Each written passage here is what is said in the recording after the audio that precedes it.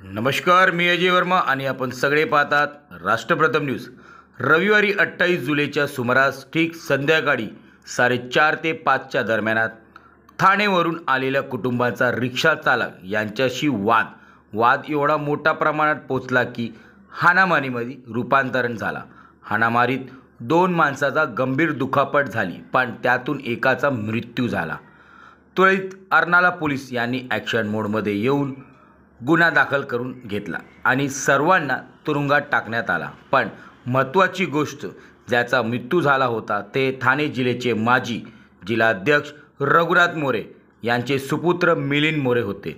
त्या सर्व अनुषंगाला लक्षात घेऊन स्वतः महाराष्ट्राचे मुख्यमंत्री एकनाथजी शिंदे यांनी रिसॉर्टवरती कारवाईचा आदेश दिला आणि ताबडतोब सर्व पोलीस बल, पालिकेचे सर्व प्रशासन बुलडोजर घेऊन 7 सीज रिसॉर्टवरती कारवाई करण्यात आली।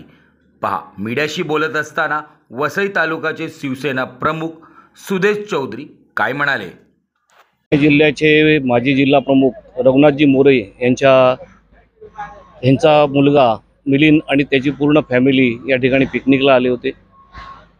संध्याकाळी बाहेर पडत असताना या ठिकाणी एका रिक्षाने रिव्हर्स घेताना त्यांच्या फॅमिलीतल्या एका मुलाला खाली पाडलं आणि तो खाली पडलेला असताना त्या मुलाला त्या टायर काढून काढण्याऐवजी तो त्यांच्यावर खेकसायला लागला, त्यांची शरीरावी करायला लागला आणि त्याच्यातून वाद निर्माण झाला आणि त्या वादाचं पर्यवसान शेवटी हाणामारीत झालं आणि मिलिंदला मारहाण झाली।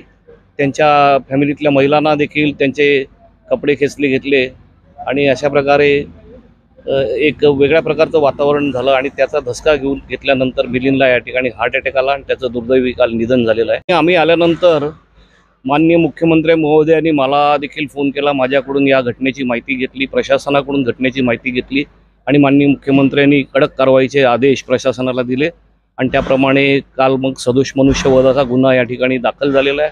अर्नाळा पोलिसांनी जवळजवळ 6 ते 7 आरोपींना अटक देखील केलेली आहे। पोलिसांची कारवाई चालू आहे आणि त्याचबरोबर ह्या ठिकाणच्या अनधिकृत रिसॉर्टचा मुद्दा देखील ऐरणीवर आलेला आहे। या ठिकाणची ही जी रिसॉर्ट आहेत ही अर्नाळा ते वसईच्या किल्ल्यापर्यंत ह्या रिसॉर्टमुळे या ठिकाणच्या ग्रामस्थांना देखील प्रचंड प्रमाणात त्रास आहे।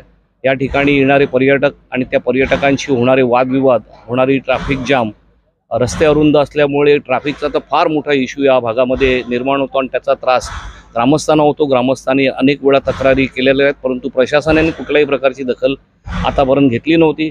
माननीय मुख्यमंत्र्यांच्या आदेशानंतर आजपासून ही कारवाई चालू झालेली आहे आणि आमची अपेक्षा आहे का असे ज्या ठिकाणी हे चुकीचे प्रकार होत असतील, ज्या ठिकाणी पर्यटकांना तुम्ही बोलवता ते पर्यटक तुमचे शेवटी दैवत आहेत आणि त्या पर्यटकांना तुम्ही मारहाण करणार असेल तर ते चुकीचं आणि त्याचा